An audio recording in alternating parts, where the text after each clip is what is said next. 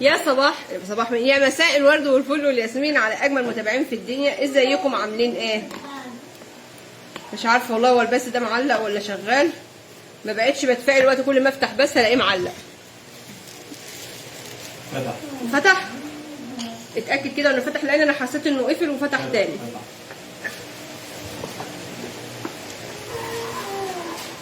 فين علاء؟ مش شايفه علاء. بقول مش شايفه علاء.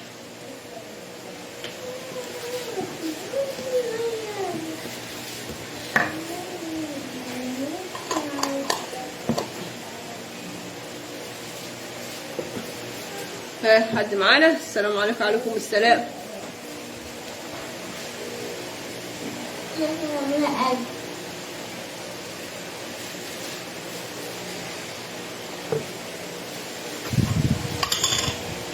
ده مليان ليه كده؟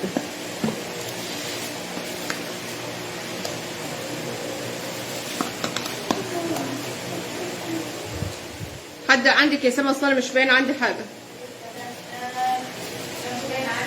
طيب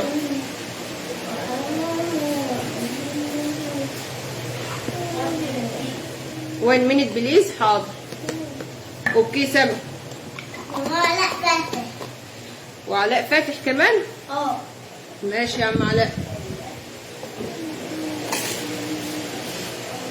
مش شايفه ولا ايه؟ هلا وغلا. رحنا النهارده السوق، جبنا ايه؟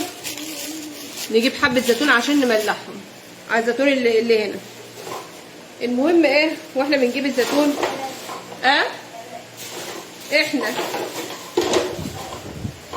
واحنا بنجيب الزيتون جبنا التوم وقشرناه علشان نعمل ايه؟ نعمل شويه خلطه كده تعينهم في التلاجة وينفعوكوا تشتغلي منهم طول السنه. يعني اتعبي شويه وترتاحي بعد كده. خزني الحاجه اللي هي تنفع تتخزن. لو في عندك خضار ينفع خزني. طبعا معناش على خضار الشتاء. بصوا الخلطه ديت. الخلطه اهي. الخلطه دي بس بقى يا عمر. لا كويس مش عارفه. الخلطه دي بقى عباره عن توم مفروم، عباره عن فلافله، توم مفروم، فلافله مفرومه. طب انا ناقصني بلطمان صغير. حد شافه؟ لا. ناقص محمد، ناقصني بلطمان بغطا اصفر زي ده. المقاس ده. في غطا اهو. بص غطا اهو. لا مش دول. ده كان هنا. كان على الرخامه هنا. ناقص بلطمان بغطا اصفر.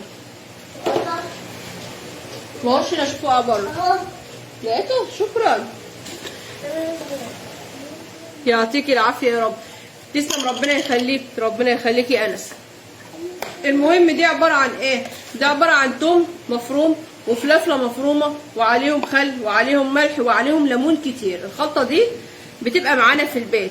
تحطها في التلاجة، تحطيها بره التلاجة. مش هتبوظ. افتح النور يا عمر.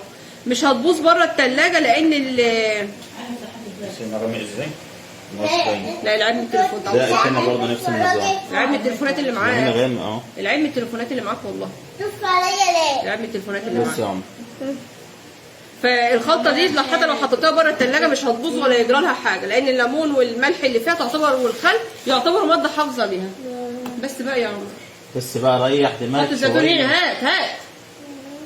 هات.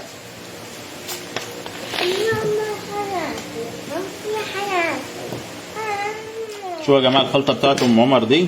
الخلطه ديت والله يعني ماشيه في كل حاجه. انا ساعات يجي لي هفه كده اروح اجيب كبده ولا اجيب حاجه ماشي باين. بصوا الخلطه دي ماشيه معانا في كل حاجه. اجيب حته كبده، اجيب حته حاجه، فول، كبده، سمك مشوي، بيتجمع الخلطه ديت ويتحط عليها. ما هو اصلا فيه ليمون وفيه كل حاجه. بنحطها تتبيلات جميله قوي لما الواحده تعملها في البيت وتحطها في قلب التلاجة كده تاخد منها. اعملي بلطمان كبير واسحبي منه، اعملي بلطمانات صغيره واشتغلي منها. جميله قوي. حط فيها في كل حاجه. بنحط منها في المحشي، المكرونه، الكبده، السجق، التتبيله بتاعت الفراخ واللحمه، اي حاجه دايسه معانا في كل حاجه. ما انت فين يا سامه؟ سامه عايزه تنام صحي بدري. انا اساسا انا واقفه اهو والتليفون مفتوح جوه.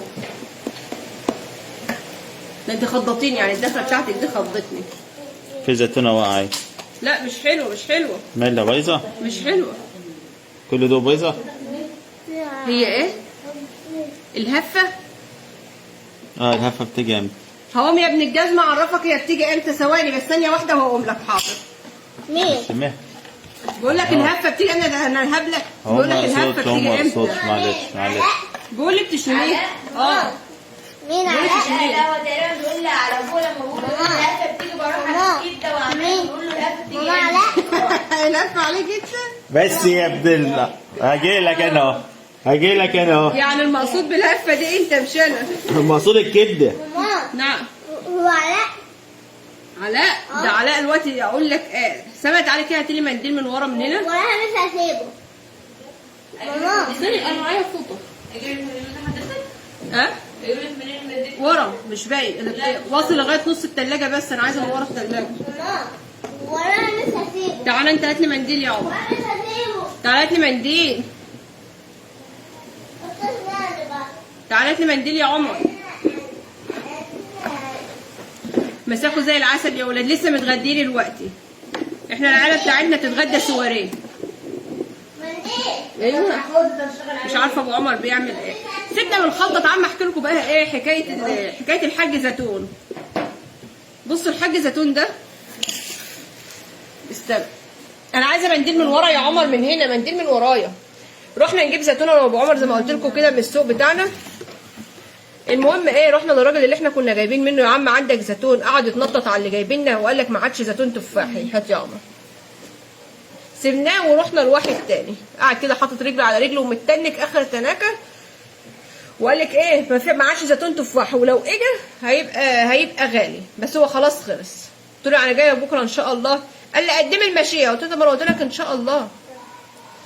المهم سيبناه ومشينا ورحنا لواحد تاني عشان نجيب منه زيتون. لقيناه بيبيع الزيتون. مين اللي جاي لنا؟ لقيناه بيبيع الزيتون بايه؟ ب50 عجايزي وب60. وعنده ورا تفاحي من اللي هو من الناس دوت ب70 جنيه. بصوا اهو. بصوا الجمال. طبعا اختكم ام عمر تحب احسن حاجه. تحب اما تجيب حاجه تجيب احسن حاجه. ابو عمر يقول لي هات لي من ابو 60. ابو 60 كويس. اقول له هو انا بتاعت ابو 60؟ انا هجيب من ابو 70. نعم يا بابا افتح الباب. والمهم ان انا في الاخر المهم ان انا في الاخر جبت من ابو 70. فالاسعار في كل حاجه بقت نار. الاسعار عندنا فوق. علاء عمر عايزه تعالى انت على هات لي مناديل لو سمحت من ورايا. معلش. كل حاجه عندنا بقت سعرها مولعه. كيلو البطاطس النهارده ب25 جنيه وب20 جنيه. يعني الواحد علشان يعمل اكله مثلا يجيب بطاطس ب25 جنيه ولا ب20. يجيب الطماطم ب10 ولا ب15. يجيب كيلو الرز ب25. كده على ما اظن ان هو مش هيجيب بقيه الاكله. هيجيب لي العيال الرز والخضار بس. نجهز بس بكره والمدارس رجعت. ما تفكرنيش يا علاء. ده انا كنت النهارده احلى بس عملته النهارده لوحدي. سماء تعالي لو سمحتي. معلش يا سوسو. انتوا عارفين انا بفرح بالخلطه دي قوي في الثلاجه. اي حاجه كده تبقى الخلطه دي جاهزه. اغسلي لي دول لو سمحتي. اقول لك هو انا تعبت دول وما بس. نمتش. معلش دول بس. خلاص يا سامي. بقول لها اغسلي لي بلطمانات.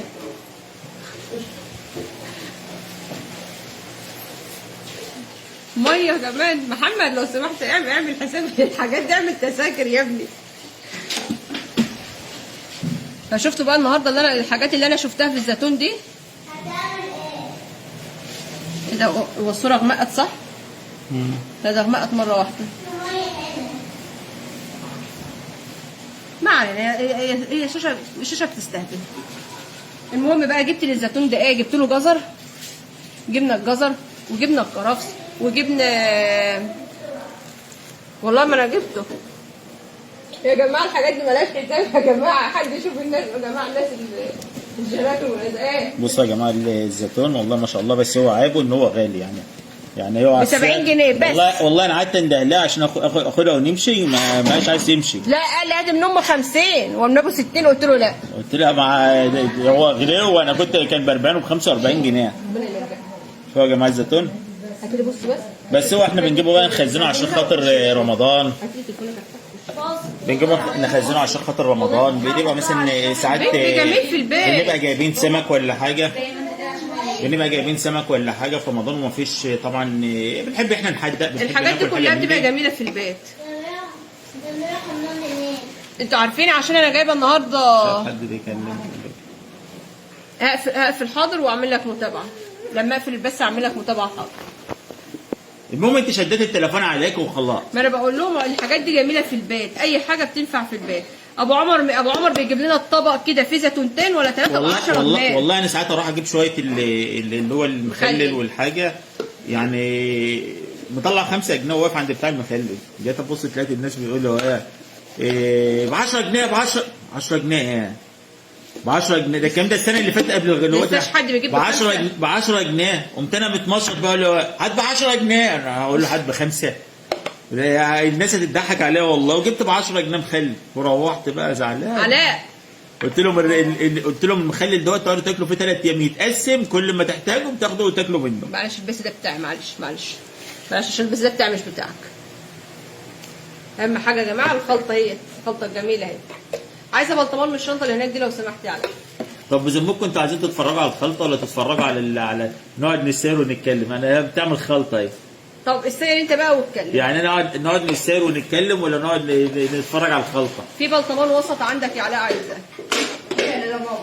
لا في وسط اللي اصغر منه على طول. ايوه ده والغطاء كمان ولا علاء انت كريم. يلا بقى كمل البث بقى انت. كمل انت البث بقى والساير. كمل البث. قول لهم رحنا النهارده جبنا سردينه. النهارده كنت رايح عايز اجيب شبار اخضر، لان والدتي كانت محتاجه، عايزه يعني تقول لي هات لي شبار اخضر. يا محمد انا نفسي في الشبار الاخضر. قلت له حاضر ياما اجيب لك اجدع شبار. لا ما قالتش نفسي. ده الكلام ده الساعه 2. لا ما قالتش نفسي، قالت عايزه شبار اخضر. ما قالتش. طيب ما هي عايزه يعني مش اللي عايزه دي يعني نفس. لا ما قالتش نفسي. لا نفس هي اللي عايزه نفس. احنا نتكلم صح. لا هي اللي عايزه ديت، يعني النفس طالبه. عايزة عايزة. انت مش كنت عايز شبار اخضر؟ انت قلت صح. قلت له يا محمد نفسي في الشبار ولا قلت له هات شبار؟ لا قالت لا. ما قالتش نفسي. يا محمد هات شبار اخضر. ظهر الحق يا اولاد. المهم قمت انا نازل، رحت لبتاع السمك، ما تلاقيش عنده الا سردين. خليته متكلم نفسها. انا خلاص اتكلم. المهم قمت جايب سردين، جبنا السردين وام عمر قلته، بس والله طلع جميل بسم الله ما شاء الله. لا السردين النهارده كان 10 على 10. بس خلاص يعني ده في التشاطيب بيقول سلام زي الحاج زيتون. السردين بيشطب والزيتون بيشطب وكان خلاص مش في مواسم. والباميه شطبت. اي واللوبيا الخضراء شطبت، مفيش الا فاصوليا. كل حاجه الصيف يا جماعه بدات تشطب خلاص، بدات تقول مع السلامه.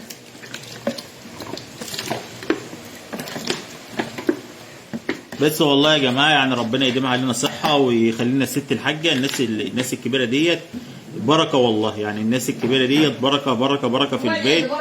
وربنا والله يعني بيكرمني واخويا برضه والله يعني كل من النوع اللي بيجي اول ما يسلم عليها يوطي على ايدها يبوسها. والله يا جماعه بعد الام يا ابني الناس ما تتعوضش. الاب بيموت، بعدها بتلاقي الام، بعد الام ما تموت الخير بيروح.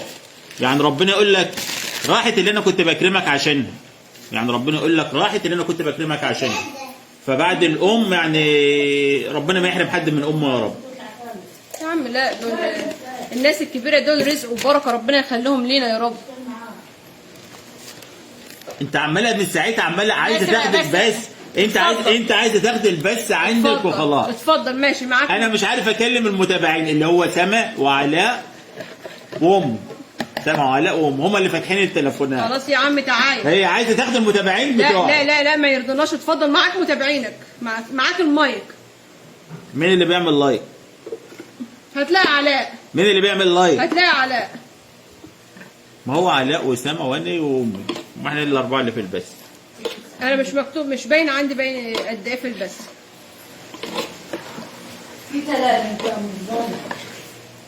علاء انزل اقفل يا عمر الباب، او انزل انت يا علاء. انزل انت على عشان احنا ما بنبتدي تنسوش يا يعني. جماعه تتابعونا، احنا بنحاول نشارككم كل حاجه حلوه بتحصل لنا، وبنحاول نبعد عندكم اي حاجه وحشه بتحصل لنا، بنحاول نشارككم الفرح بتاعنا. فما تنسوش يا جماعه تعملوا لنا لايك والشير وتفعيل زر الجرس، وتشتركوا عندنا في قناه الفيس وقناه اليوتيوب عشان يوصل لكم كل جديد. بيكم باذن الله نترفع ويا رب يكرمكم ويكرمنا معاكم. يلا تقفل. نقفل البث بقى. هو البث كان عشان حضرتك وخلصت خلاص هتقفل البث؟ طب ابقى اطلع انت بث الصبح الساعه 7 الصبح كده، ابقى اطلع انت بث. بيس ابقى اطلع يا بيس. لا ابقى اطلع انت بس. يا بيس. ابقى اطلع بس. ده انت النهارده كان عندك غسيل ومكوى وانا نايم. النهارده بيقولوا لي بتبثي وفي حرب وفلسطين متبهدله وغزه، قلت لهم ما فيش حاجه بايدنا الا الدعاء. احنا كنا نقول ربنا ينصر الاسلام والمسلمين يا رب، لكن ما فيش حاجه ان احنا نقدر نعملها لهم. ما تنسوش يا جماعه اللايك، تضغطوا اللايك والكومنتات بتاعتكم الجميله. وامسكوا زي العسل يا ولاد. وقوم انا بقى عشان ايه؟ عندي سهره كده ايه؟ فهد بعت لك تعالى بس مش لان مفيش اسم. عندي سهره مع الزيتون. يلا امسكوا زي العسل. حبيبي ربنا يكرمك يا رب. ربنا امسكوا زي يكرمك. العسل. يسلموا.